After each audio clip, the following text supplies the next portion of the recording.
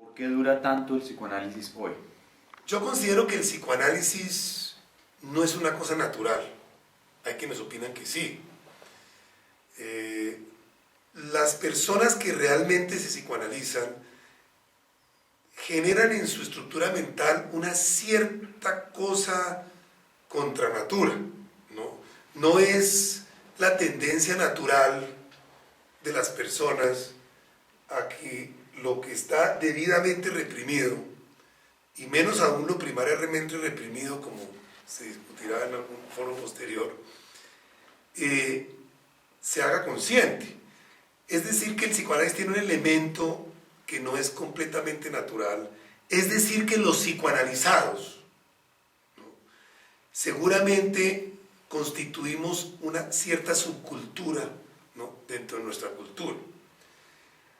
Hay que decir los realmente psicoanalizados. Entonces, realmente psicoanalizados quiere decir un proceso que ha sido técnicamente centrado en la regla fundamental, que el único objetivo legítimo de ese proceso, como intencional, sería el hacer consciente lo inconsciente, y que todos los otros múltiples efectos que tiene un proceso psicoanalítico, porque sin duda son múltiples, son efectos secundarios no buscados.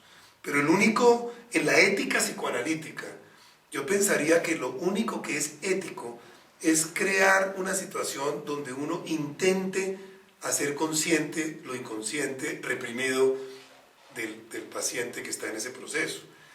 En la medida en que eso se logra, se modifica la estructura psíquica natural, ¿no? Una psique que ha modificado sustancialmente sus represiones, en este sentido que estoy hablando, que ha hecho consciente lo inconsciente reprimido en una razonable extensión, es una psique que tiene una estructura distinta.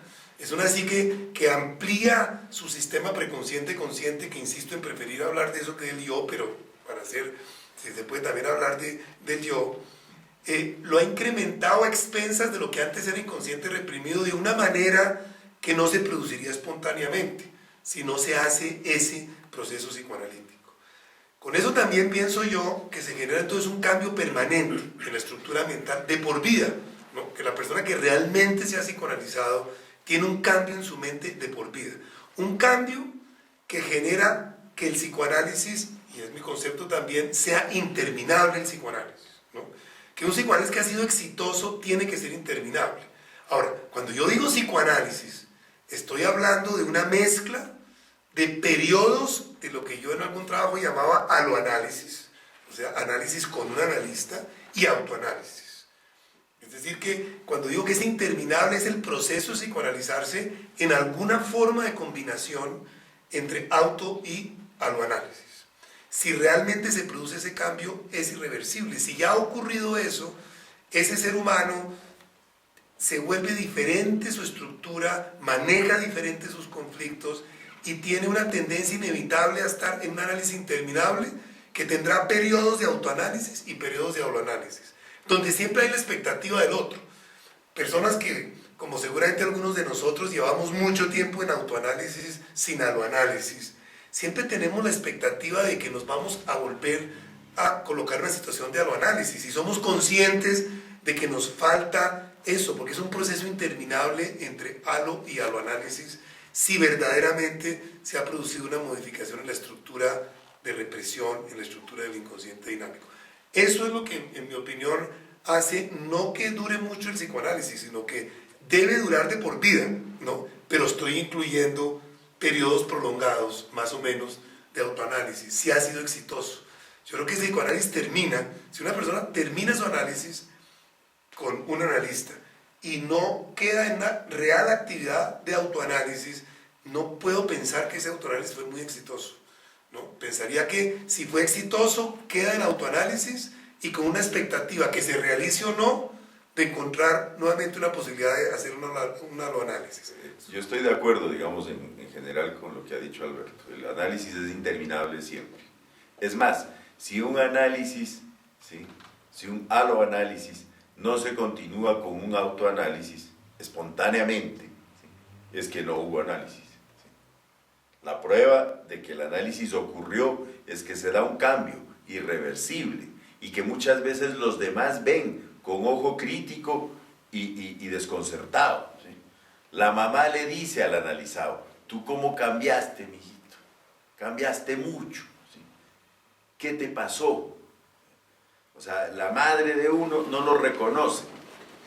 La madre de uno dice: ¿cómo cambiaste? ¿Sí? No estoy bien claro en que si piensan que ese cambio ha sido para mejor o para peor, pero me temo que es más bien que piensan que es para peor. ¿Por qué? Porque el analizado se vuelve un sujeto distinto y a medida que su proceso analítico avanza, se separa de los suyos, se aleja de sus amigos, se aleja de sus hermanos, ¿no? Se distancia de todo aquello que le dio origen, y eso es un proceso triste, ¿sí? Yo profundizaría mucho más en eso de la rareza, ¿sí?, de todos psicoanalistas o de todos psicoanalizados, ¿sí? Somos raros, ¿sí? Tenemos una cierta anormalidad, ¿sí?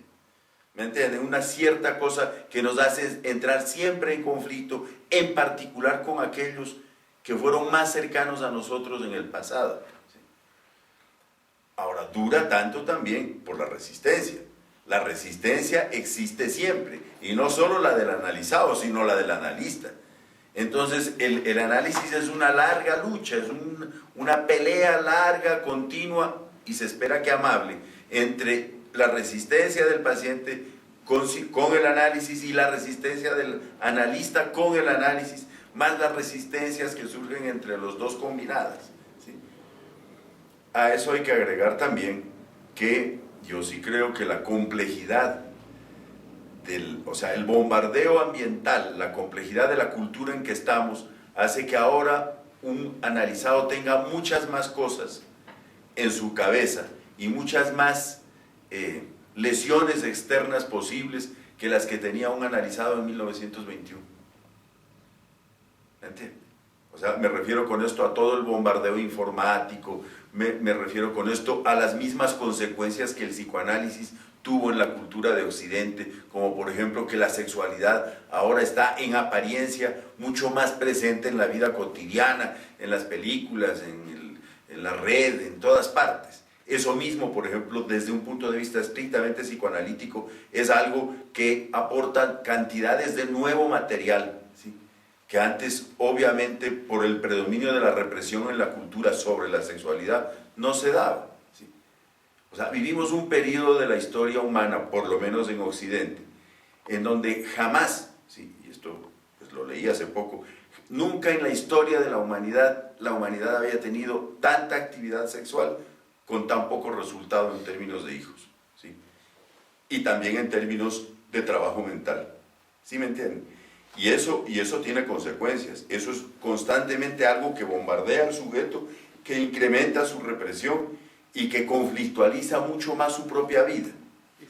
Los psicoanalizados somos una especie de minoría cultural. Personas como Hernán y yo, que hemos hecho intentos de incursionar en el mundo de los normales, es decir, hemos sido profesores universitarios, hemos sido psiquiatras, hemos estado en grupos donde no hay psicoanalizados, digamos.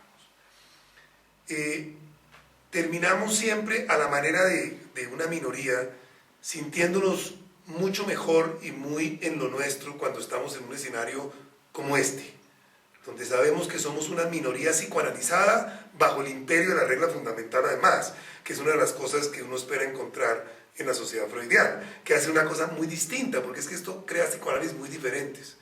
Es decir, personas que han realmente hecho intentos con otras personas de levantar sus represiones, de hacer conscientes su inconsciente reprimido.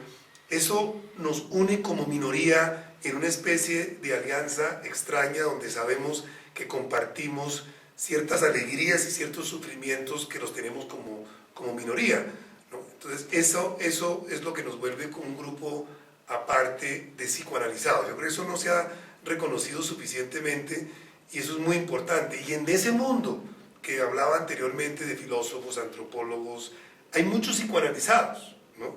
Hay muchos psicoanalizados que eso es lo que comparten.